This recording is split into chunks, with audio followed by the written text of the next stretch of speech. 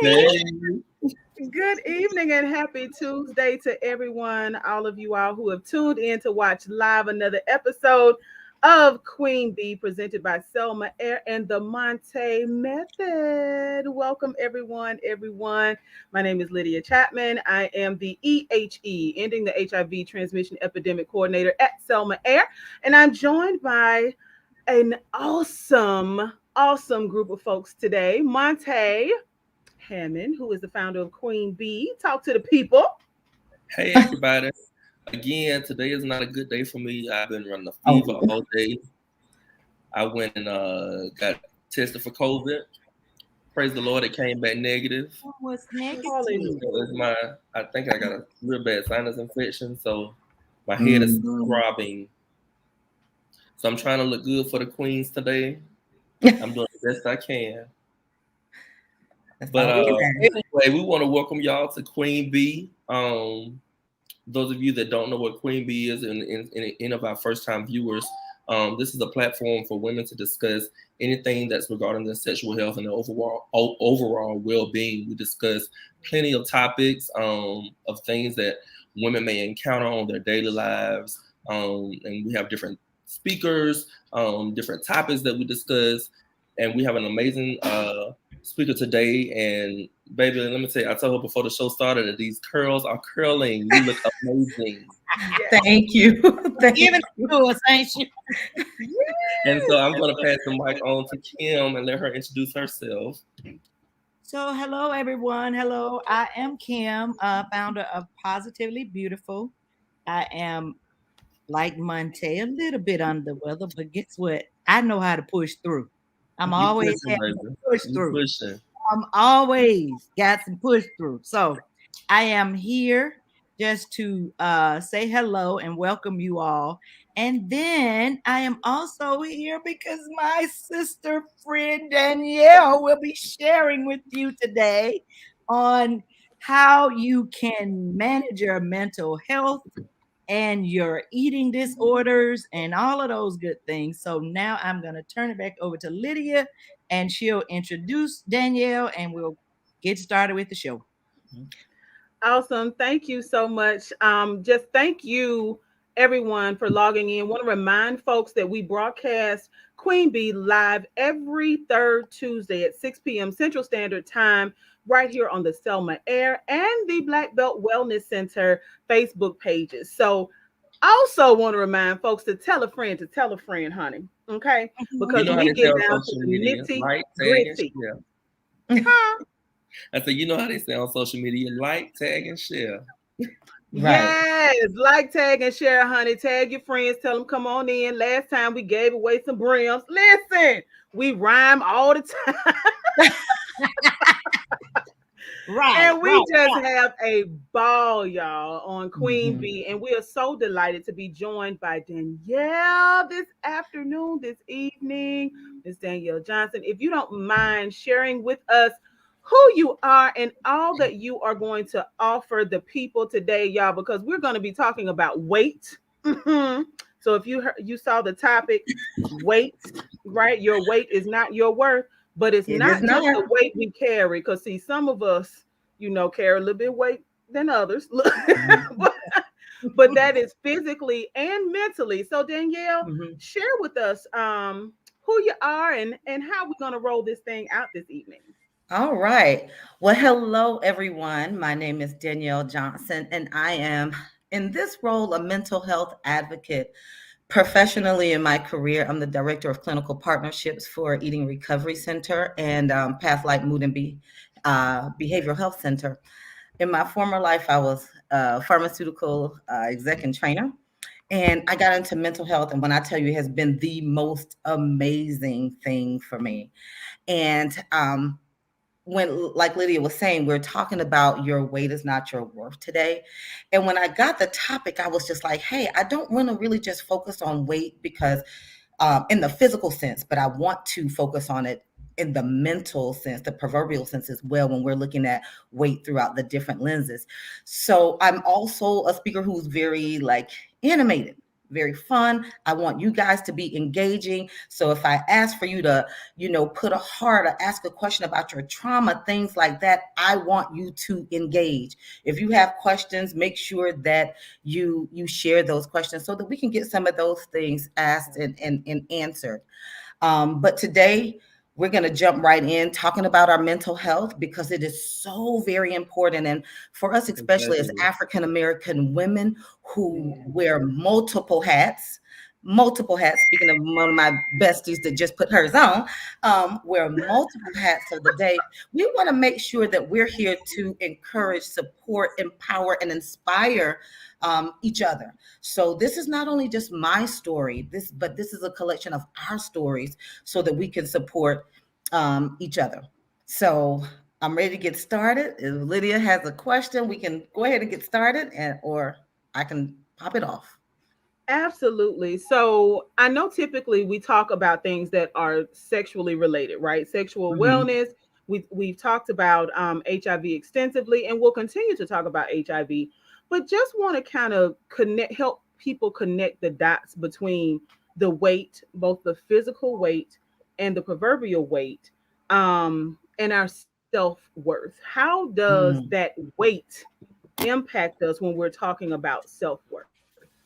When we're talking about self-worth and our weight, let's deal with it in the physical sense first.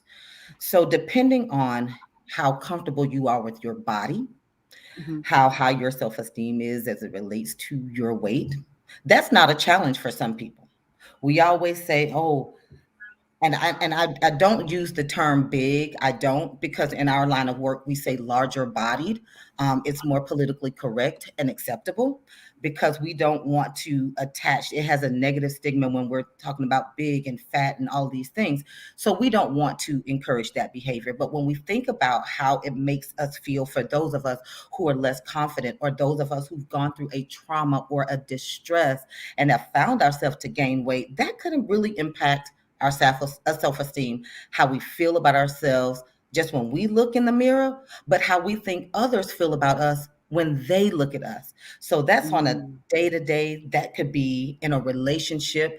How often have we gained a little bit of weight, especially during this COVID period, and now we feel a little iffy in our relationships, kind of feeling like, hey, I need to lose some weight, feeling a little challenged, feeling like our self-esteem is low. So when we look at it in that sense, it could have a negative impact on how we look at ourselves and what we value about ourselves.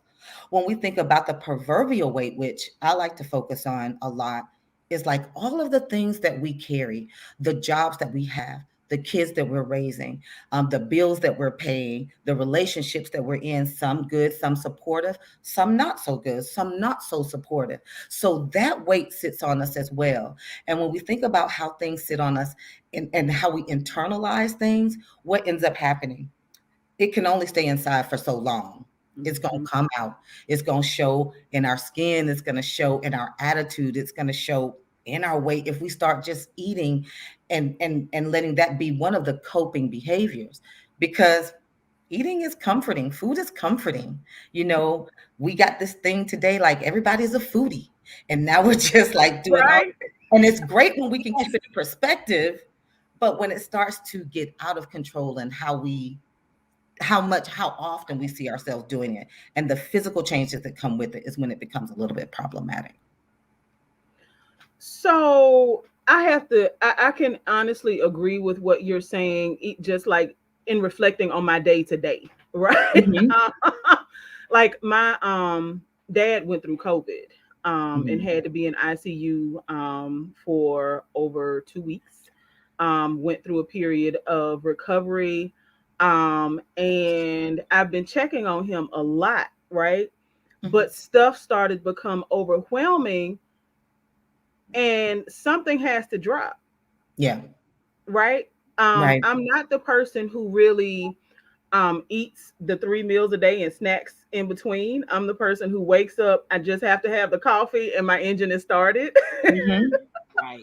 So Right. the weight, the physical weight, it accompanies the mental weight, Yeah. and accumulating unwanted pounds when by the time I eat, it's usually not the healthiest thing I can grab because I want to grab something quick.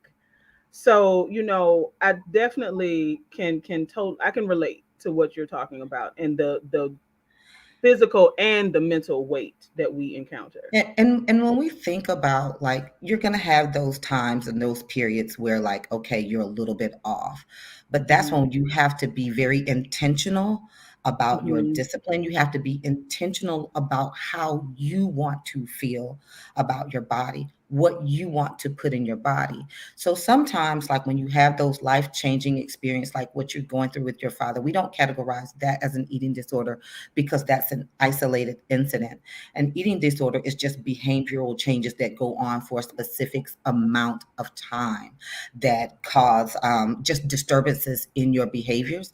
And then it starts to manifest itself outside. Just something, it could be something stressful. Like if your father went through this for a couple of weeks, that's different when you just alter your lifestyle for that moment.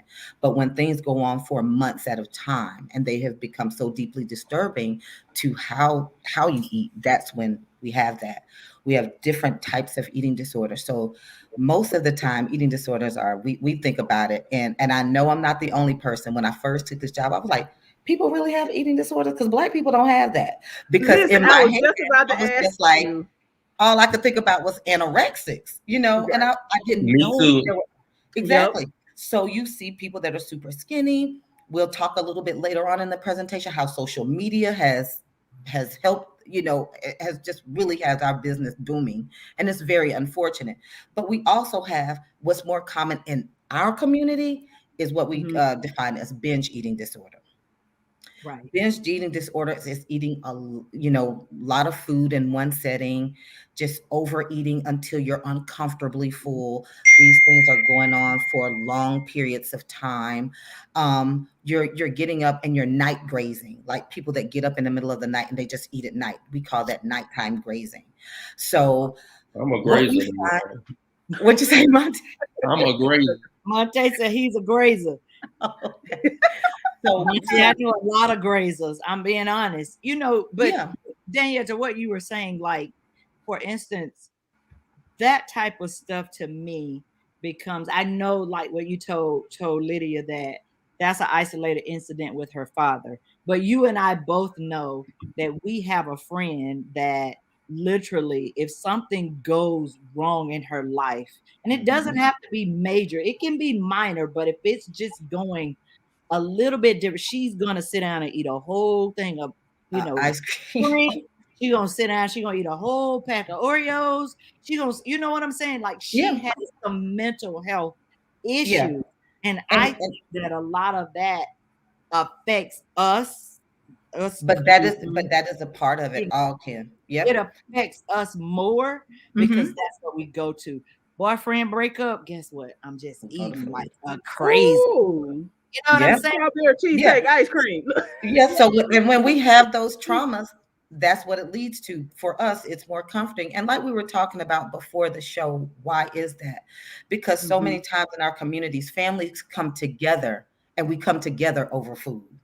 You Yeah. know, we've grown up in times where, like we were talking, you couldn't leave the table until you ate all the food that was on your plate. So we start to put these behaviors on ourselves, and then we pass it down from generation to generation, and we have that going on. We have a lot of socioeconomic issues that further the narrative around eating disorders too. Hence why our So, parents told us to do that, because we were mhm, saved. They didn't have money to but to waste. waste We ain't food. got we ain't got money to waste on Yeah, food. and back then it Mhm. like maybe it wasn't a microwave. And so Mhm. therefore you gonna sit down and you got this one chicken leg and these collard you got a whole ton of collard greens or black eyed peas and this big old thick piece. You can eat all of this. You eating all Mhm. this, you gonna get full. Because what you're not gonna do is wake up talking about I want something else to eat, I'm or I'm hungry. Yep. yeah. Yep. So Mhm. it was required of us. It Yep. was So required. so we have so when we're thinking about it, but the one thing that it was never categorized in our community is an eating disorder. And Right. so binge eating disorder affects African Americans way more than it affects any other population of people. And the unfortunate thing is we don't get help for binge eating disorders. We just Right. keep going, we keep going, we keep going. And what we have to realize is that with all eating disorders, it's psychological because it could be brought on by trauma. And that goes back to our mental health. So if your mental health is not right, and that's subjective, it is whatever Kim defines her mental health to be good, Lydia, myself, Monte, it's all going to be subjective. So when we're not in a good space with that, we run to the one thing that comforts us. And that is the behavior that begins to just keep going until it has this big snowball effect and it becomes something larger than what it is, what it should be. So we have those. We have those things and we have to combat those. I'll tell you a story for me. I had my and this is when I first realized that I had binge eating disorder. I had my nephews with me. My sister was career military, and at the time, my youngest nephew was still there. Jordan, the light of my life, just the light. And when he had to go back with his mom after she retired, I couldn't do anything. I couldn't work. I couldn't peel the Scooby Doo prints off his wall. I would try to take it down. And then I just eventually walked away from my job. I laid in the bed and I ate. I ate double stuffed Oreos. I cried. I slept. I ate double stuffed Oreos. I cried. I slept. That was a repeated behavior. So what I'm saying is there's a disturbance now in that behavior.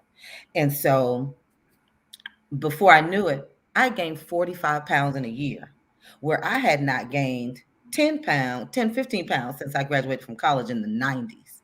Wow. And so but it took me getting into the behavioral health space and understanding what eating disorders were, how they impact us, how trauma pushes us to do that. Kim and I, we both have, been victims of rape.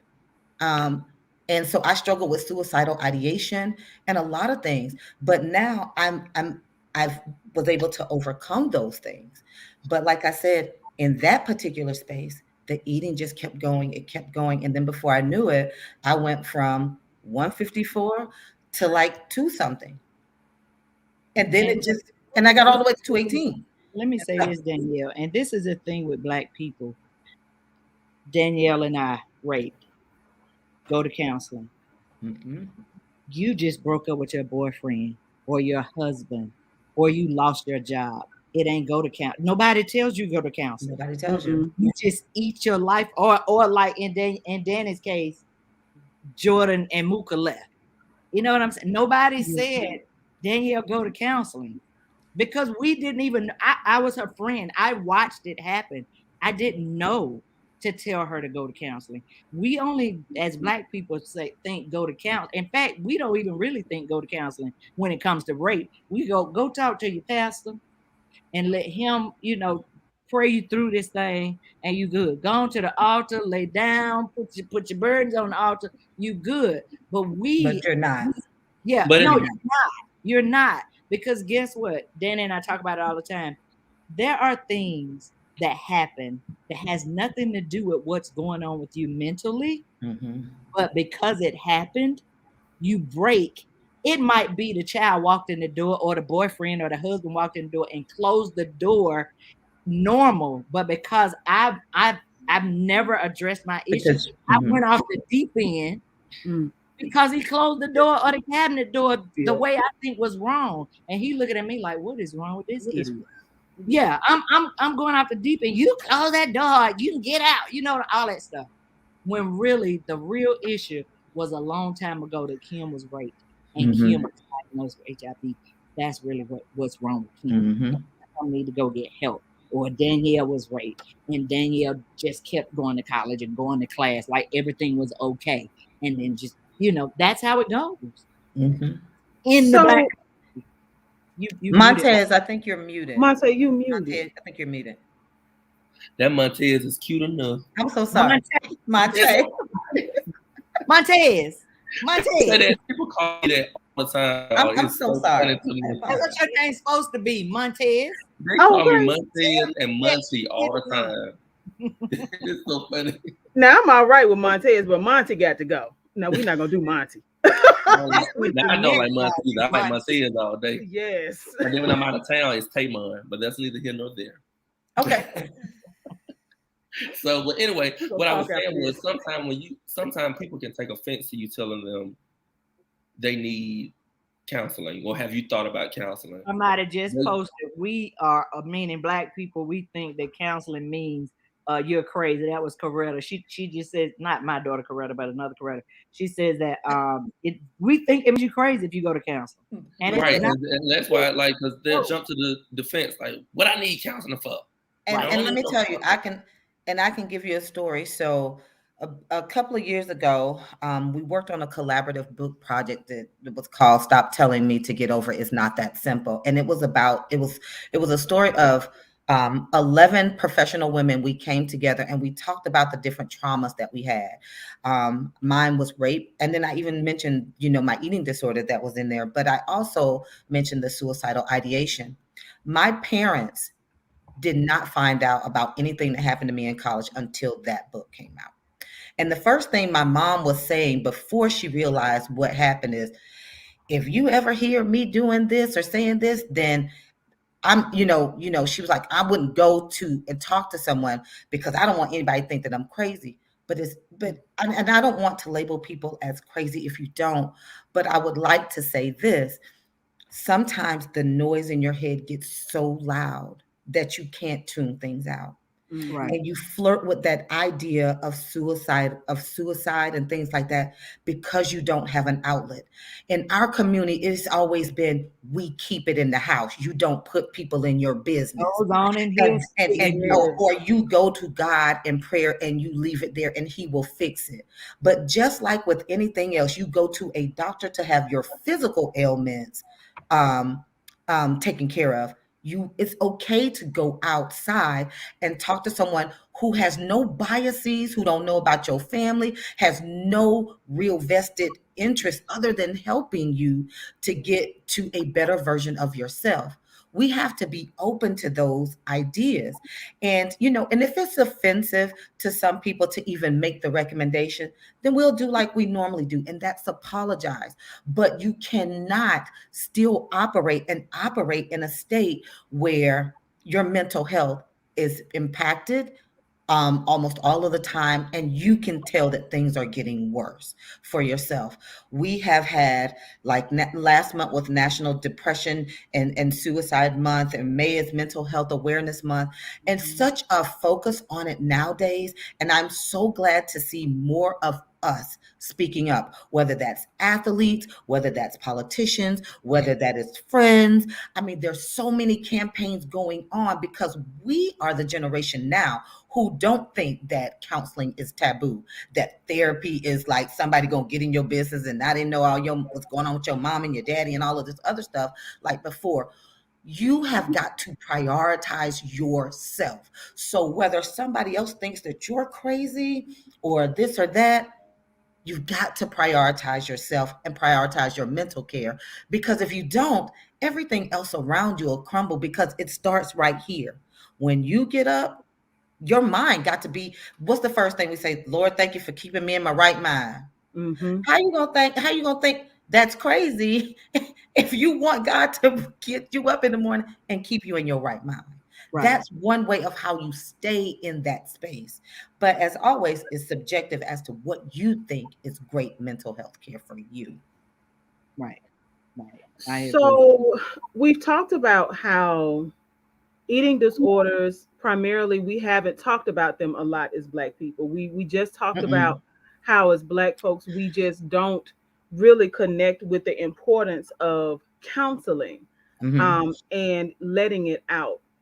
Um, I have a friend who may have an issue. What are Mm-hmm. some steps that I can take that are appropriate in nurturing the atmosphere? I know that this show, like things like Queen Bee, and other things that we do in our professional lives, help that. But what are some things that some of our viewers can help their friends through, or themselves? Like, what are some signs that we can look for, and how do we preciously guide our loved ones into care? So are we talking about from an eating disorder space or just mental health, period? I think if we start with the eating disorder, because we So really don't talk about that a lot as Black people. and Right. that's the thing. And like I said, going back to that, we don't talk about it because there's not enough information for our specific population. Okay. We don't we don't go for that. We don't have treatment. And even in our facilities, I see, one or two here or there that may come in for binge eating disorder of primarily. But when we think about that, so I'll talk to it from that perspective. When we watch, if people tend to just like start becoming more introverted, they're eating in silence, they're eating rapidly, they are just overindulging all the time, like they're going out, and you listen to the stories as to what's going on with them first, and then watch the outward behavior as to how they handle food and things like that. So when I think about it, I would have wanted someone to help steer me in a different direction, help channel that energy into a different direction, have a different conversation around that. Ask them how they are doing. What's their attitude towards food? Do you think that, hey, you're using food to cope with some of the traumas that you have? Because this is a psychological thing. Like, people are getting caught up in social media. They want their bodies to look a certain way. Everybody want to be snatched. We're getting all of this. We buy every undergarment that we can buy to Now give your an appearance, pills, to give teas, an and appearance that's not really our own. right. So when we think about those things, yeah, they may boost your confidence, but is that really like who you are? And what could you do to change some of those things? Go ahead, Kim. I was just about to say, because it's really not going to solve your issue. It doesn't solve You that. could be, it's kind of like the money thing. You could be rich, but rich doesn't solve your mental health issues. You can get your body snatched, go drink all the tea and poop out all the toxins and be fine to death. But when you have mental health issues, guess what? You still have mental health You issues. have to deal with that up here. Yes, Those are that those are those are temporary fixes. So when we was looking at binge eating disorder specifically, you ditch all that diet stuff and you find a meal plan that is normal for you. Don't skip your meals. Don't do that. Stay hydrated. You can, if the problem persists and gets worse, then I do recommend reaching out to counselors to talk about what really is your underlying issue, because it's not just a love for food. When we're in these bad situations, relationships, feeling overworked at the job, kids running around, bills got to be paid, and we're just, in that bad place, that is when we run to food for a coping mechanism. We've got to find other ways to cope. We've got to find other ways to have self-care. And I would like for some of, the people that are a part of the audience right now, just type in some ways that you've exercised self-care, because that's where it starts for right, me. right. I So see where Chastity says try sitting with your emotion and seeing mhm, what are you feeling that makes you want to binge. But then mhm. Sharon says, I think I eat more when I'm mad or in my mental state or always thinking, but when I'm actually angry, I don't eat at all. Mm. So it's a toss up with what happens to us when we do it. You Yeah, know, because none of us are going to respond to traumas the same way, just like you just gave two examples there. And I totally agree with the first young lady, because I had to learn how to sit and be with myself and say, okay, why am I doing this? Right. What else could I be doing now? I don't want to stay in this state. So you have to almost create a plan for your mental health and stick to it. Look for different ways to channel your energy so that you're not just relying on food. Talk to your doctors about this, about a specific meal plan, nutritionist. We can, and if you have to, just then like look at therapy, other therapies, then you can do that as well. So for me, it was just a matter of I did speak to a nutritionist. Kim knows her. I spoke to a nutritionist. I got a plan in place for myself and what I want to do. I talked to my primary care physician about it. She gave me a meal plan, and luckily for me, they were pretty much mirror images of each other. So that helped as well. But I started to practice mindfulness too. I started to really sit with myself, sit with my thoughts, and be in the moment and say, okay, I've had this moment. How do I feel about it? What can I change about it later? Because a lot of this stuff is really about being intentional about caring for yourself. At the end of the day, that's what it comes down to. We always have to find other ways to cope with things, especially when we've developed behaviors that are not beneficial or positive for us. So, I see Freda says that music works for her, but then I Mhm. think Chanel Nevins, she says taking time for myself. I can honestly say that, for me, I have been pretty good at self-care. I mean, literally, it happened after the rape because I went through a lot. I did 10 years of depression. And to be raped and then told you're HIV positive, that is like the ultimate, you know what I'm saying? yeah, that's dagger Dagger. through the heart. Yeah. You know what I'm saying? And so once I got to that, but Danielle, no, this last September, October, November has been the absolute worst.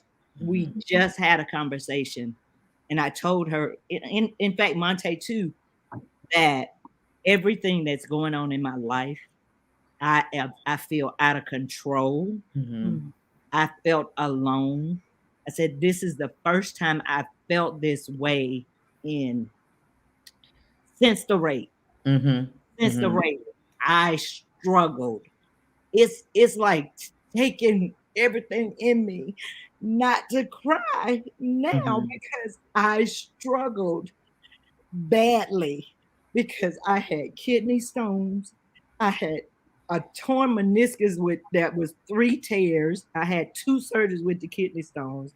I had the torn meniscus, had the surgery, found out I had 3 tears, told me I had osteoarthritis, so I got to have another surgery, only to go back for the doctor to say, oh, the pathologist misread your report, so you still got kidney stones. I got to go back and have another 2 surgeries and then this knee surgery.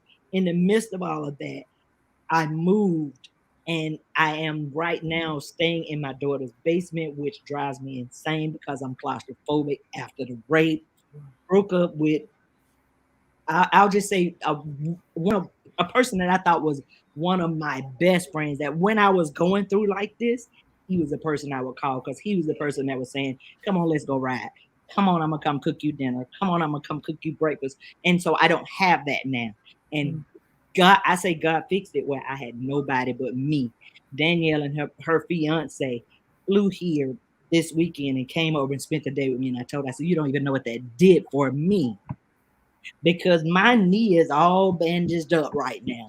I ain't doing a whole lot of nothing. I mean, trying to do what I can, but not a whole lot of nothing. But I promise you, this mental health thing is It's real. very real. It's very It's, real. it's It's real. very real. And that's why we have to share those things so that we could be of support to each other. Because when we Mhm. start keeping things inside, our mind goes and starts playing tricks on us. Oh And we yeah, have to definitely. sometimes have somebody that's right there to say, hey, I may not understand everything that you may be going through. I may not feel what it is that you're feeling, but I am here.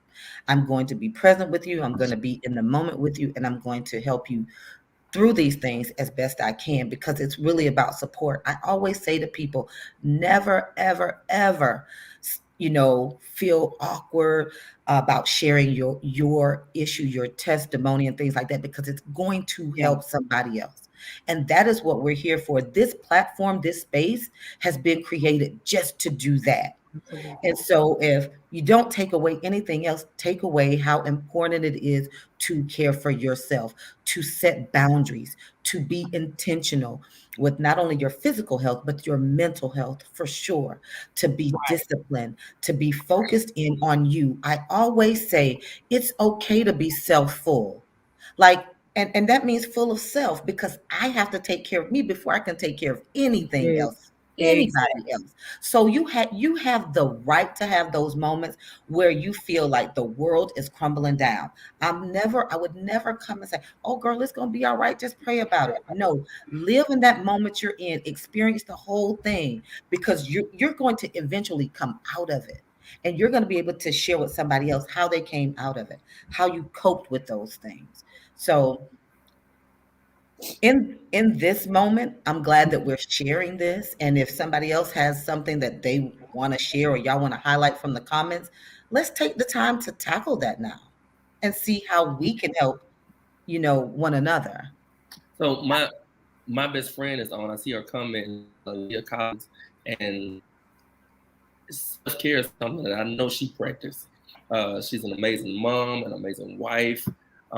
She's an occupational therapist by profession, and she's an occupational therapist instructor at Tuskegee University.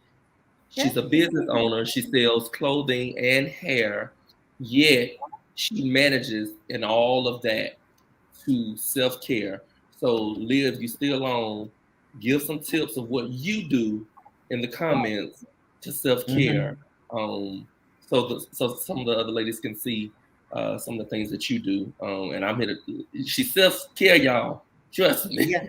Because I'm telling you, I have to find moments. I started journaling because sometimes when you don't have someone to talk to, it's good to just write your thoughts out and read them to yourself. Hear your voice. Hear sometimes the pain in your voice, so you'll know how to um, adjust and work through.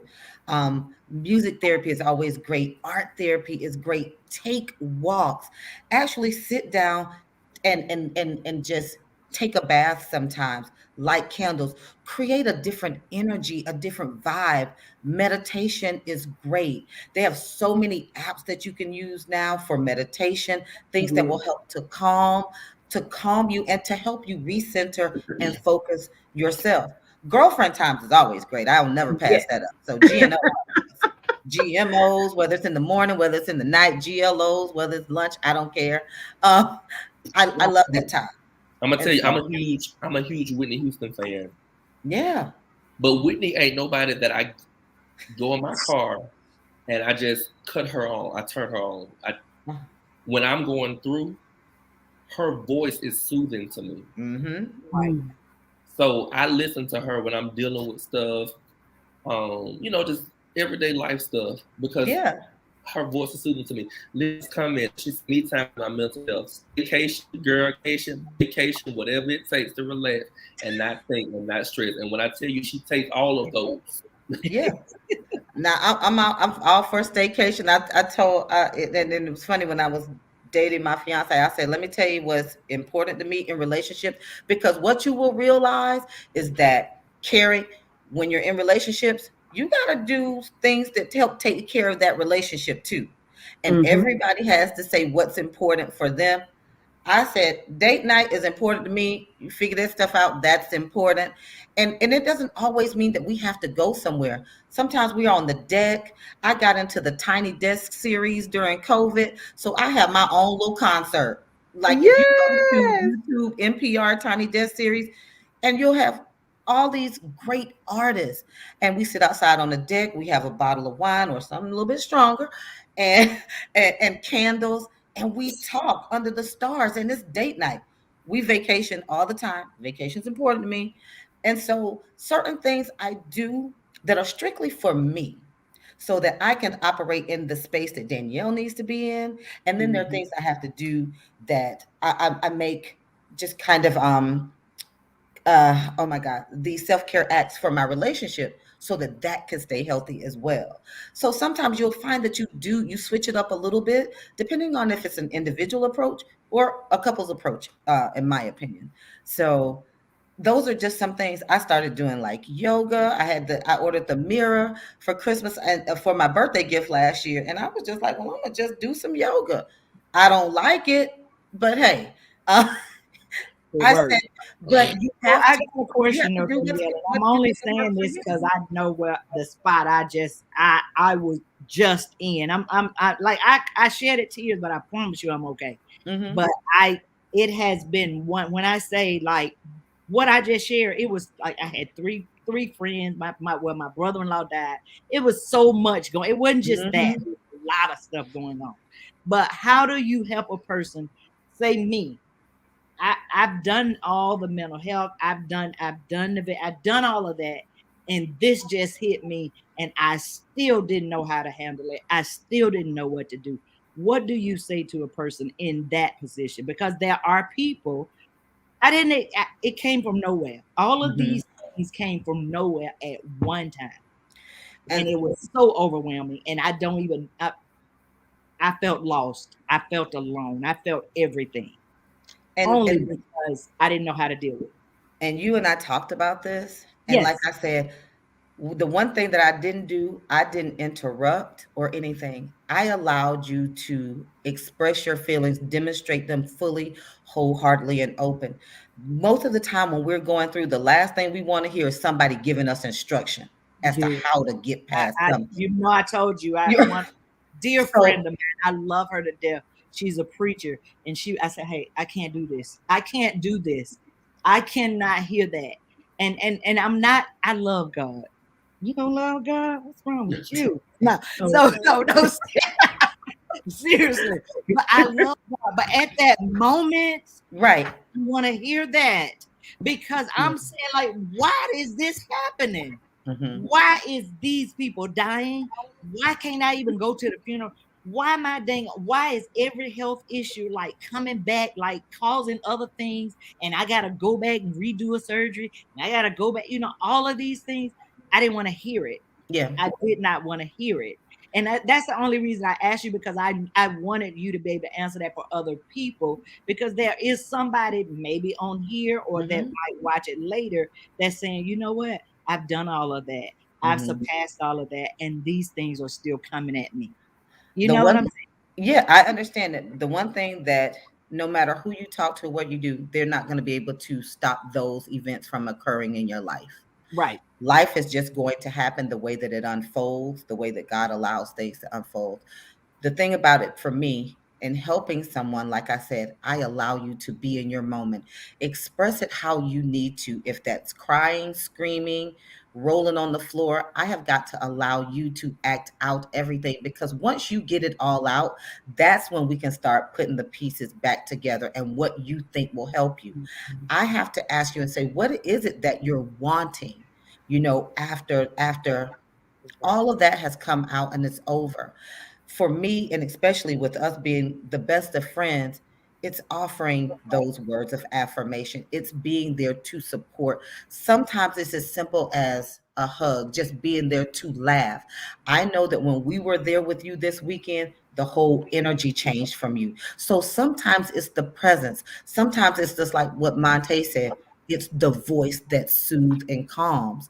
So there are a number of things. There's no quick fix that we could do for everybody. It's just what you're able to respond to.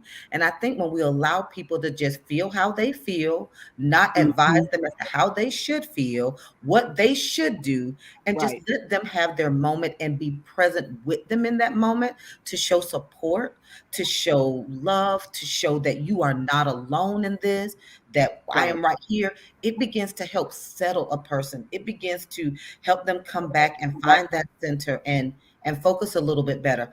And but it's still a process because just because you get everything out in that moment don't mean that hey in the next hour you still ain't gonna feel it. It may not be to that Because degree. it ain't over. Right, Trust and because believe that. it doesn't go It away. knows. It may just not be to that degree, but you knew how you felt in that moment when you expressed it. You felt the weight come off of your shoulders and stuff like Mhm. that. So because the other day you weren't saying I'm fine.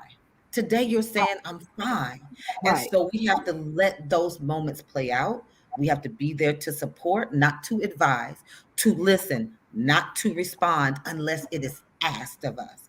Because Right. sometimes people just need to get it. I just need to shout. I don't want to hear nothing you got to say. Don't give me no prayers. And then, Mhm. but guess what happens in that process? We'll get to prayer. We'll get Right. to words of affirmation when you're able to receive it, because you Right. won't receive it when you're in that moment.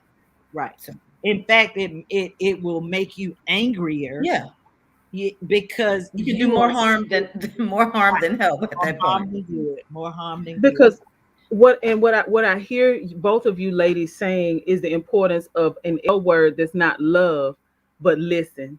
Mm-hmm. Exactly. Because just It's so thinking important. about the impact that even our children that we have on our children when they feel unheard, right? Right. When Right. their needs are not being met, when we don't sit down and ask, or like you said, Danielle, just the presence, but to Mm-hmm. say, what do you need? Mm-hmm. And Right. really genuinely mean, what do you need? Right. What is it that I can provide for you? Not that I have to be the answer to a Yeah. question, but what do you need? Because it may mean that I just need you here with me. Yeah. That's all it may mean. And Right. sometimes it's just that simple. I just want somebody to listen. I just want a hug. I just want to be able to get everything that I'm feeling out. Mhm.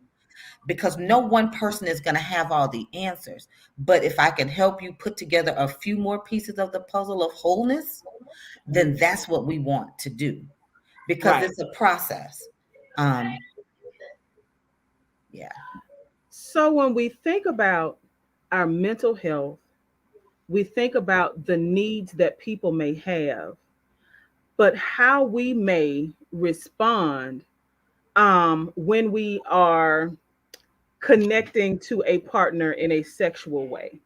Mm-hmm. Because I want to bring this back around to where we can connect the dots for folks around not just the physical weight, but the mental weight, right? Right. Mm-hmm. And the choices we make when it comes to our sexual health. Mm-hmm. How does poor mental health um, impact us when it comes to making choices around safer sexual behaviors Mm-hmm. or no? Or yeah, you Right. know you and let's think about that. I mean, because that's really important Hmm. when we have what we'll just coin poor mental health at this point. We Hmm. make poor choices about who we engage with, Hmm. you know, and I'm talking about whether that's intimately or just going out with. We allow people to treat us in ways that we wouldn't if we were a little bit more confident about ourselves, if we cared more about ourselves than caring about being in a situation or being with someone. Right. um we tend to put up with stuff that we probably wouldn't put up with, for just the sake of, I want to be in a relationship, I want to Hmm. have some type of companionship. And so when I think about that question, I'm just like, you have to step back and say, what are you missing? Why aren't you valuing yourself at that point? Mhm. And you have to think about, like, what is it that you really want, and how you can have those things. When when I didn't feel, and I'm just going to be honest, when I didn't feel as good about myself, I was in a situation, and Kim knows who I'm talking about, where Yep. I was just like, girl, just running around, just doing everything, showing up at night and all of this old kind of stuff, getting up out of my bed, leaving at night and things like that. And for myself, I was just like, Dad, do I really want to try to be in a relationship with somebody that only wants to do this at this time on this day? I mean, it just makes all of the decisions, no matter how great his resume looked, and I thought that it was worth it, I started putting that above myself. I started valuing what he could be, or what I hope that he would be, My over Lord. myself. And we all have done that. Like, Hmm. everybody got one of them stories. Like, where, like, oh no, you sleep. No, I wasn't asleep. You was knocked out, but you still got up and left the house and drove over there.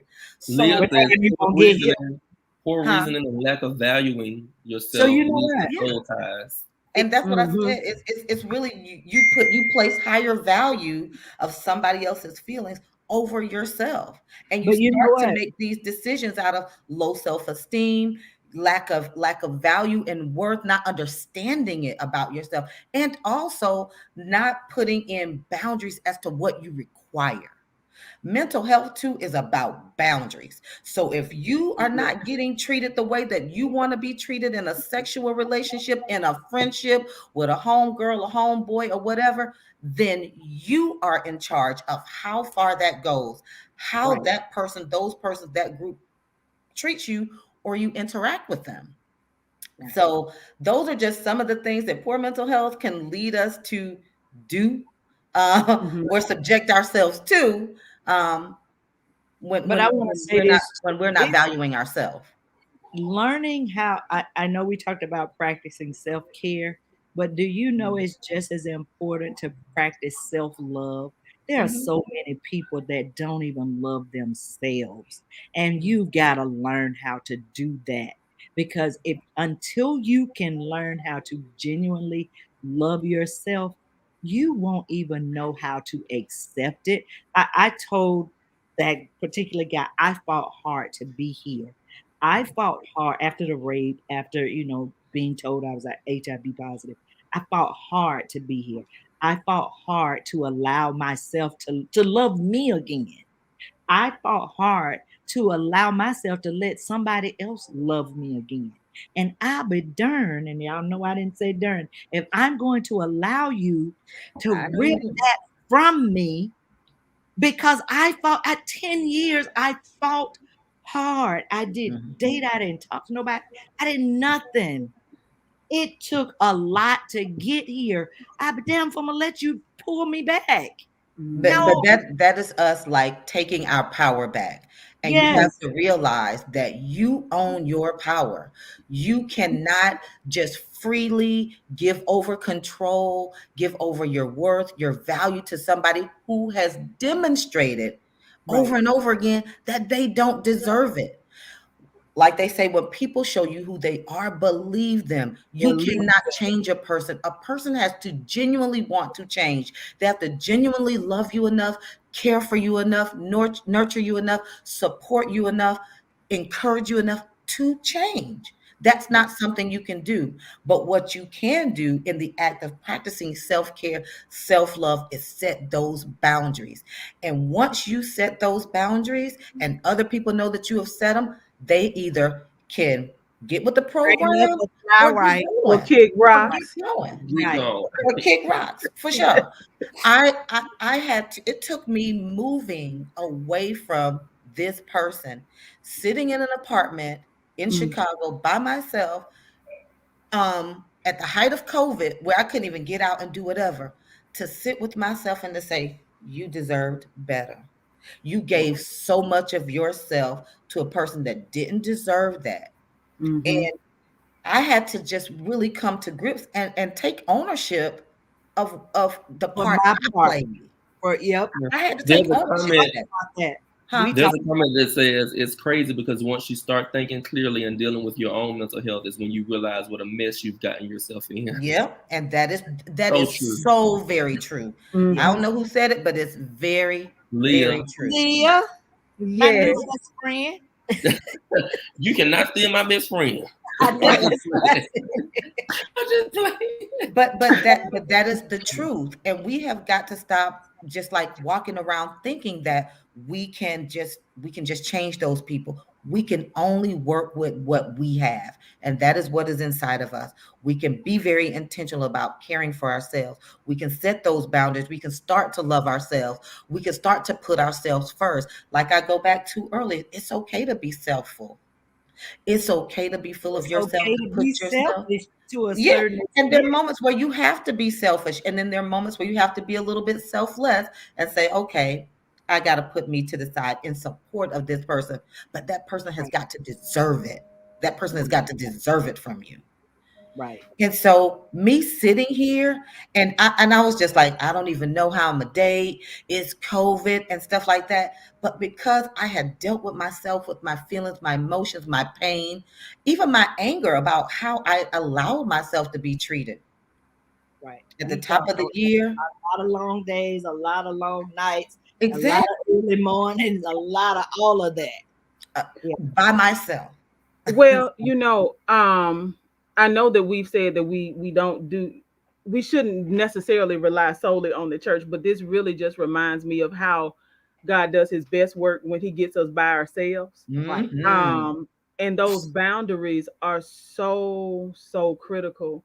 Some my best friends laugh at me because I have strict boundaries even around like communicating after like 9 o'clock. right? Yeah. People know, like, don't call me after 9. My phone is consistently on vibrate. I just need to have that little bit of control because day to Mm-hmm. day, things can happen in the office.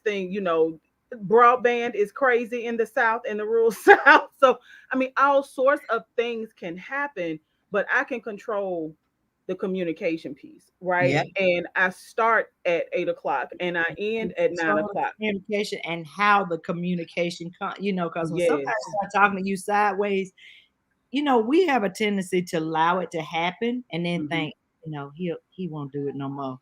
No, Hmm. when somebody talk to you sideways, you correct it right At then. the end. Right then. That's the only way they'll know I can't be treated however, no. So we have to do it. But again, that goes back to self-love and, Hmm.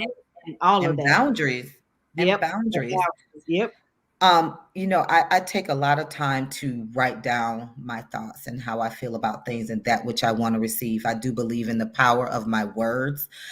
Do believe, like when we go back to the church thing, that life and death is in the power of the tongue. And Yes. so I learned to just start really not letting that just be a scripture I knew, but really start speaking that over my life. I Yes. really did. I really did. And it hasn't been easy for those who love me most to accept. And they'll be okay. I'm gonna put them on the prayer list. But I feel so much better about me. And once I started to do that, doors flung open. A guy I dated 23 years ago after I graduated from Hampton just happened to, well, we had a mutual friend that worked, and he sent me a Facebook request. The mutual friend did. And then of course when Facebook uses its powers for good and not for evil, um the guy that I dated saw it and was like, I was on his people you may know. And so he reached out to me at the top of the year. We talked for a few months or whatever, and then we finally met up in April, and I got in the car and we went back to just like we were, like Wow. decades ago. Like nothing changed. So this brother said to me, he said, if we just like this and everything is great, because I'm about to be 47, he's about to be 49. And he was just like, we 6 months in, then we stuck. 6 months and one day he proposed.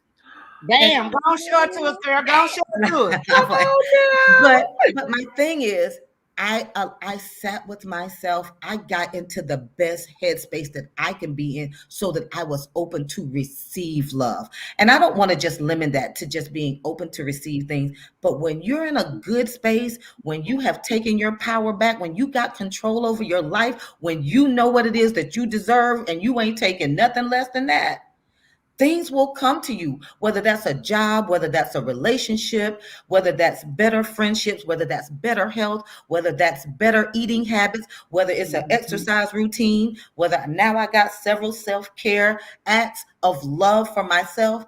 Those things will come, and you will feel so much better about your life and how it unfolds. Now, it ain't going to be perfect. Rainbows and unicorns don't exist every day, Right. but you will be able to better handle things when they come around, and you'll be open to those things. But you have got to you've got to get yourself in the best mental space that you can be in, and really own your power and own your love for yourself. So, And be willing to move forward if you yeah. have to. You Yeah. know what I'm saying? And Be it willing, ain't easy. whatever ain't for you. And I'm talking about girlfriend friendships, boyfriend friendships. I'm Right. talking about family. I'm talking about whatever it is. If it is not helping you move forward and helping your mental space, guess what you got to do? Toodles. You got to be willing to move forward. You have to, because Yep.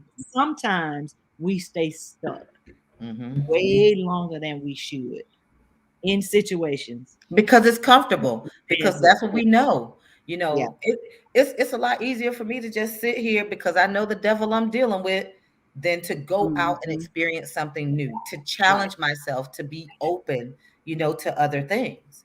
Right. So once you can do So, that, I mean, there's no real limit, and that's how I feel about it. No real limit. so, y'all, we have had an amazing hour of conversation. I got a text from a colleague that said this is like the best Queen Bee ever. Oh, So we are super, super glad that folks have logged on, spent time with us, shared space with us, because that's what we have to do. If we're going to get to a better space as a community of people, not just Black folks, but just community in general, then we're mm-hmm. going to have to share space with each other and be willing to have these conscious, these loving, these caring conversations Yeah, with one another and do it consistently. So, yeah. Queen Bee, I just want to remind folks who are tuned in that Queen Bee airs live every third Tuesday of the month. We are here every single month at 6 o'clock p.m. Central Standard Time, 7 o'clock p.m. Eastern. And we want you to continue to help us to develop this. So if there's a topic that you're interested in, reach out Please to let us us. know. Yeah. Yes, find us on, we have a Queen Bee group on Facebook. So look up the Queen Bee group. You can find all of the videos of prior broadcasts there. Y'all, please share this information because this is a time for us to share with one another and to grow to be better, right? Mm-hmm. Every single Mm-hmm. day, learn, share, and grow every single day. So I want to just thank everyone for being here. We are sending our prayers up for Miss Kim because we Thank know you. they're I just coming. want to say one last thing though. I said it in the beginning. I found it Mhm. positively beautiful, not because of being, HIV positive, and not because of being beautiful, but more about being whole. And Mm-hmm. that's just what this is right now, Mm-hmm. helping us to be whole, because Yep. that's what it's about. But I wanted to recommend this book. My pastor, Jamal Bryant, did an interview with this guy today, and I want to recommend this book to everybody only because the guy was amazing and it was some good stuff. The book is called Shift into a Higher Gear, Bettering Your Best and Live Life to the Fullest. Mm-hmm. It's amazing what's in this book, and what he talks about is just how we can help better ourselves and move to that next level, because again, that's what this is. But Yep. it's by what his name, Delantoro or something McNeil. He's a preacher, I think. But it's Shift into Your Higher Gear, uh and then the little, what you call it, is better your best and live your life to the fullest. Mm-hmm. It's amazing, and I promise you, we all need to read this book. I ordered mine already. I got my book. Is that on I, Amazon? it's on Amazon. It's at Walmart, but I got mine from Amazon. So if you didn't catch that, thank you so much for sharing that book title. If you didn't happen to catch it, it is now in the comments. It is available on Amazon. It's on Walmart.com. Y'all check it out. Again, this is an opportunity for us to learn, share, and grow together. Monte, my brother for life. Yes, we are glued now, honey. Listen. I mean, all the way. Yes, and Miss Danielle Johnson, we're going to have to get you down to the south some kind of way, perhaps for our Queen Bee conference. Hey, I'm there. Yes. I'm anywhere. I live on a plane. Let me know. All righty. Well, Yeah. we thank everyone for tuning in, and until next time, y'all, Queens, just be.